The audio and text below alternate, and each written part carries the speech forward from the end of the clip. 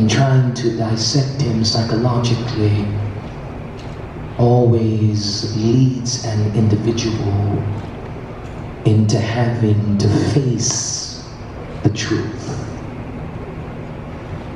God is so powerful that he cannot be studied out, he cannot be learned. He has to reveal himself. There is nothing that the individual can do in their mental capacity, in their state of intellect, in their knowing that will help them to define God. As a matter of fact, there are two kinds of individuals. There is a philosophos, that's one kind. And then there is a theopolis. Now, the philosophos is the lover of knowledge. And the theopolis is the lover of God. In order for the philosophos to become theopolis, the philosophos has to migrate from loving knowledge to loving God. And you cannot love God unless he reveals himself to you. None of us have come to God because we love him. The truth is, everybody who occupies this architectural monstrosity, we are here because we are expecting divine transformation. We are here because God has made us a promise that if we live for him, he will give us eternal life. And that is the question, that is the reality of our walk with God. Because if we were going to die and go to hell anyway, none of us would be serving the Lord. It is because he has made us a promise that we have developed the audacity to fight against our own nature, to fight against our own flesh. But in order to save us, he had to draw us. You didn't come here because you chose God. You came here because God chose you. I know you think that you made the decision, but the truth is, no man cometh except the Father draw. You don't have the capacity to seek after God because your ideal to know God is based on your intellect. It's based on your cerebral identification. But the God of heaven transcends your cerebral identification. He transcends your knowledge. So you will never be able to know him in intellect or education. The difficulty with knowing God is you would have to seek him out, and it would involve knowledge. Thus you have the philosophos, the lover of knowledge. And whenever a person is seeking God, that person will eventually collide with truth. If the philosophos is going to become theopolis, if the lover of knowledge is going to become a lover of God, then that individual will eventually collide with truth. But then they are left with their own interpretation of that truth.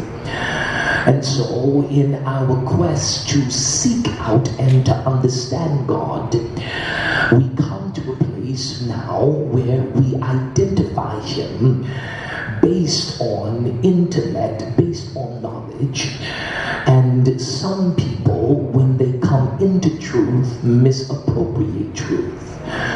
So God is drawing them, and when they reach the place of truth, because they are limited in faith and governed by knowledge, they will identify the truth of God as Mohammed or as Young Sung Moon. They will identify the truth as Christi-Delphinism or Baha'ism or Rusalism or spiritualism, because they did not move in faith, they moved in knowledge. You will never be able to walk with God on the basis of your own literal knowledge, because God, he transcends the thinking of an individual. You can't walk with God in common sense. You've got to walk with God in confidence, because most of the things that God does don't make sense. So if an individual is going to walk with God, they've got to escape the perimeters of their sensuality. Because God, he supersedes your physicality, he supersedes your intellect, he supersedes your sensual perception. He is outside of sight, he is outside of touch, he is outside of taste, of smell, of hear. He's outside of your physical entourage, your physical and your natural parameters. So if a man is going to follow God, he's got to follow God with faith. And faith is actually blind. It's actually a darkened path, because you denounce and you disconnect from sensuality. And when you disconnect from sensuality, you are now moving in a world that does not make sense to you. But in order to know God, you've got to divorce yourself. And that is the nature of God, that challenges intellect, that challenges the believer, that challenges the individual that desires to walk with God.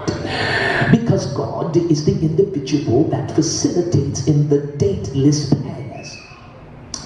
And the dateless past is the period that existed before time. Come to Bible study. It's the period that existed before time, the period outside of time, where only one being could exist.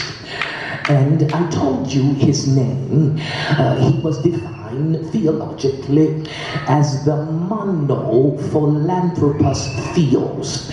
Mono meaning one, philanthropos meaning the highest level of thinking, the creator, and theos meaning God. He is the monophilanthropos theos, meaning he is not just the architect of the entire universe and everything that exists in the universe, but he is the original architect of the universe and everything that is in the universe. He is that being that sashayed in the dateless past, the period that existed before time. He's actually the only being. He's actually the only one that exists. Now this God, who now we define from monophilanthropos theos as Adonai Jehovah. And Adonai Jehovah denotes that he's not just Lord, but he's the sovereign Lord, which would eventually give way to philosophical thinking, because God is in the place of oblivion. There's nothing in existence but God. As a matter of fact, nothing did not even exist. It was just God. So while in the canyons of nothingness, in a period that existed before time, God decided that he was going to create a universe. And he decided that he was going to put beings in this universe, and he would identify every being by the declaration of his word. He would put things in this universe and identify those things by the declaration of his word. For example, when you go out to the market and you buy your wife some roses, and she gets the roses and she says to you that these roses smell wonderful. Well, she's really not smelling a rose. What she's smelling is the word of God in the form of a rose. Because everything that becomes tangible that comes out of God is simply the offspring of his word. And so his declaration is from a place outside of time, because he's the mono, the only one. He says, let there be light. Now you and I see the light and we call it light, but what we call light is really not light. It's just the manifestation of the declaration of his word. It is this God now who decides he wants company. So in the dateless past, the period outside of time, he decides that he's going to create a dispensation. And a dispensation is a period in time. Oh yes, time did not start before God. Time starts after God. That's why he's called the Ancient One of Days. Because he existed before time, and when he created the heavens and the earth, and he formed the world, and his spirit moved upon the face of the waters that he had priorly created in the second level of heaven, he began to declare, let there be light, let there be fish in the sea, let there be fowl in the air. And notice what he does after he implements so much of his creation. He calls the morning and the evening the first day. And so now time comes into place. When time comes into place, we have moved from a dateless past, a period outside of time, into a dispensation, which is a period in time. And everything in the dispensation will become subjected to time. And so now introduce God and the power of his creation. When God came, and when I say came, I'm talking about his existence. Many theologians have tried to define him, and they have misappropriated who he is. There are three beings of significance, and follow me if you will. You have mortal beings, which are beings that are created. They age and they eventually die. That's all of us. We are mortal beings. We were created, we age, and we die. And the theologian said that God cannot be a mortal because he does not age, he does not die. So they called him an immortal. Now, an immortal being is a being that does not age, that does not die. But an immortal being is still a created being. When you talk about immortals, you were talking about creatures like the Zoa and the seraphim, the cherubim. You are talking about the powers, the principalities, the celestial beings that move in the spirit world. They do not die, they do not age, but they are still created. If they are created beings, then God is not an immortal. So if he's not an immortal, what is he? He's the eternal. And the eternal is the self-existing God. He came into his own. I wonder what you hear. He came into his own. There's so much power in this God that he was just there. He just existed, which challenges the intellect of the mind of the Homo sapien, the intelligent human being, because humans identify existence by source. In essence, everything that we see or anything that exists has a source. And the reason we have trouble believing God is because we cannot find the source from which he protrudes. Well, the reason we can't find the source is because he is the source. Oh yes, he's the source of life itself. It is this God who creates man. And man, of course, is landed in the middle of a conflict between Lucifer and God. It was not Adam's fault. It was not Eve's fault. They were pulled into God and Lucifer's ordeal. When God cast Lucifer and his angels out of the heavens, the Bible says that Lucifer immediately went after Eve. And he uses Eve to get to Adam because he understood scripture that the woman was made for the man. The man was not made for the woman. However, the woman would serve power over her head, which means although she is not over the man, she serves influence to the man. And if he could just convince Eve, he didn't have to do anything else. He knew that Eve would convince Adam.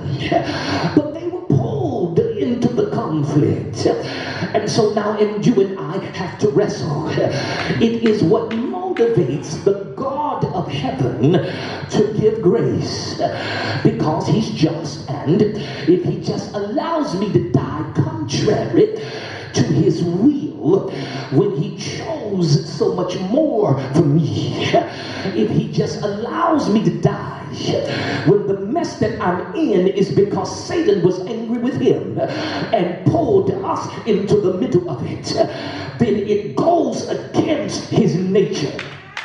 God has a need for justice. Don't you mess with a child of God, because God has a need to deliver justice. Watch out, witch, when you come against the child of God. The word in the Greek is mania. It means God loves the believer like a maniac. He goes crazy when you come against one of his children. He'll flip your car over. He'll sink your ship. I wonder if I had somebody here. Lift up your voice and shout hallelujah. He's the Natos. He's the father of the Natos, which means he's the father of the mortal. He's the Aphritos, which means he's the father of the immortal, because a mortal can't produce an eternal. An immortal can't produce an eternal, but an eternal can produce an immortal and immortal. It's the eternal that creates the angels. It's the eternal that creates the principalities, the archives. It's the eternal that creates the powers, the exoustias. It's the eternal that creates the rulers of the darkness of this world, the cosmos gratifus. It's the eternal that creates the spiritual wickedness in high places, the pneumaticos polarios. It's the eternal that creates everything in the world. And if he created it, then he has overeats. I feel the ramifications. Somebody shout hallelujah. He's in control of everything. I wrote a poem some time ago, and it says, when the world had no order and reality did not exist, there stood an all-conclusive God in the midst. When the wind did not know how to blow and the grass did not know how to grow, when the sun was ignorant to light and darkness was confused by night, when heat made nothing sweat and water made nothing wet, there lived a God by the name of Jehovah Elohim. Sitting in the grandeurs did Jehovah Elohim. Writing the blueprint was Jesus who dwelt in him. When the plan was complete, they began to boast and pass the instructions to the Holy Ghost. Now, the monophilanthropous theos has introduced to the world the monogene. That's Jesus. He's the only one of his kind. In essence, he made a statement to the devil. Since you came into the earth to destroy man, I'm going to wrap myself in a substratum of proclivity that will constantly pull me negatively. I'm going to arrange myself in flesh, and I'm going to whoop you like a man. I feel it here. Look at your neighbor, say, neighbor, God's not going to whoop the devil like a celestial being. He's going to whoop him like a man. I feel it. Hit it for me just one time. Hit it. Hallelujah. Lift up your voice. Shout glory. And so the deception is in place. Jesus has now come into the world, and he's come into the world to reveal to us who the Father is. Because when the decline takes place in the Garden of Eden, Adam and Eve gives birth to ignorance. There is no revelation. And so the children of Adam and Eve are born into sin. They are shapen in iniquity. They are now absent-minded from the existence of the eternal God. At one time they could see him because he would meet with Adam in the cool of the day. I feel like breakdancing tonight. I feel it here. Just look at your neighbor, say, neighbor, there's more to God than what you understand. He would talk to them in the cool of the day. He would show them his presence. He would allow them to sup with him. But when sin came, sin threw a revival according to scripture, and I died. That means my consciousness of the existence of God began to fade away. And so men began to walk contrary to the God of heaven. So Jesus had the responsibility of transforming the mind. He wanted to